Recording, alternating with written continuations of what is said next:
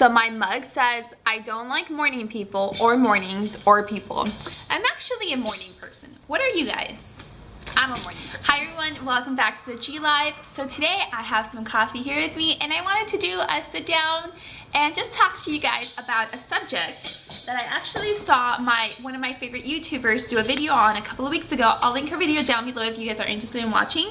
But basically, I wanted to talk to you guys about how motherhood has changed my life. And this is just going to be a couple of things, not everything, because then this video would be like 2 hours long. But I wanted to talk to you guys about a couple of things that have changed for me since becoming a mother. I knew I would love my baby. I knew that he would be my world. But I didn't know the extent of how much I would love him. I didn't know just how big the love would be for him. You know what I mean? Like, I can't even explain it, and every time I try to, I just break down in tears because it's just, the love I have for him is bigger than me. And I'm sure many of you guys, or I'm sure all of you guys that are watching this, whether you're a mother or a father and you're active in your baby's life, I would take a bullet for him any day. Even when he's at his worst, where he's cranky and crying and just, you know, impossible, I guess. Even though he's actually a really good baby, I would do anything for him. I always thought that becoming a mother, that my child, not that he would be an accessory, that sounds really bad, but I always thought, oh, you know, yes, he's gonna be my child and I'm gonna have a baby and stuff, but you know, my world is gonna revolve around me, and that is so not true. My world revolves around him, and that's pretty much it. It's him and Michael, and that's it. Those two people are my world. And I mean, I always thought that having me time and being able to like still go out with my friends and do things would be so easy. I thought I'd be like, you know what, hey mom, can you take care of the baby? Hey mother-in-law, can you take care of the baby? So I can go out and hang out with my friends. That doesn't happen. I have never ever left him at my mom's or anybody's house for me to go out with my friends or to go out and just do my own thing, you know, except for when he was like maybe 2.5 months or 3 and I needed jeans, so I went shopping by myself, and I left him with my mother-in-law, but that was it. Like, besides that, I only leave him when Michael and I are gonna go on a date. Besides that, he goes with us or Michael watches him or something, but I never leave him to go out and hang out with my friends. If I'm gonna hang out with my friend, he's coming with me, so I hope we're going to a child-friendly place. Yeah, I always thought that taking time for myself, even after I had a baby, it would be so easy, and it's not. It's hard, and it sounds so funny to say that I have to put in effort to spend time alone. You hear so many people say, I can't imagine my life without my babies or my son or my daughter.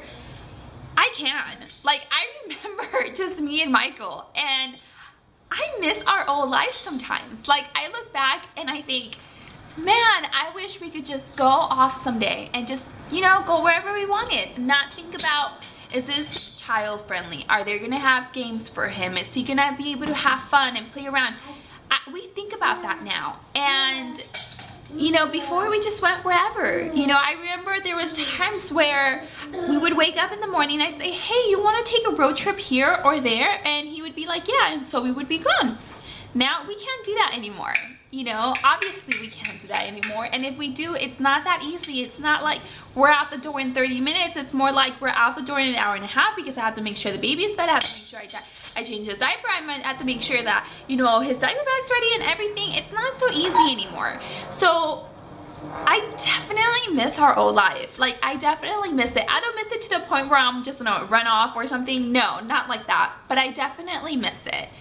And I just miss being able to just do whatever we wanted and not have to think twice about, you know, the baby or somebody else. It was just me and Michael, and life was so simple and so easy at that time, you know, and I miss that. I do miss that a lot. So I asked Michael last night, Michael, what do you think I've changed? Like, how do you think I've changed in becoming a mother? And he said, you're more prepared. You're more organized. And I started thinking about it, and that's so true. I plan everything. Like, I wish I could be one of those people that never ever plans anything and just out of the blue just says, hey, we're gonna do this today, or I'm gonna do that, or you know, whatever. Like, I'm not like that. I need to have everything planned, and as much as I wish that I was super spontaneous, I'm not. I am so, I guess, type A personality in that sense, that I need to have everything scheduled. And he said that now I prepare everything, whereas before becoming a mother, I was just kind of like, we'll see what happens. You know, now, you know, I take one day out of the week and I prepare basically all of our lunches, all of our breakfasts for the whole week. And, you know, I plan our dinners and I meal plan, and I never did that before. Like, I meal planned, but I never, like, it was there, but I never actually followed through on it. Now, I'm like, no, we're having this for dinner tonight. You want that? Oh, well, we're gonna have to have that another day, not today. And I plan like all of the baby's lunches, all of his breakfast, all of his dinners. I don't plan his snacks yet, but at some point I might. Also, the things at the house, like, I make sure that we have enough of everything. I don't ever want to run out of things, especially if it's something for the baby. I always want to make sure that we have everything that he needs. And if we're running low on something, I buy a ton of it, just in case he needs it. Like, I always like to be prepared.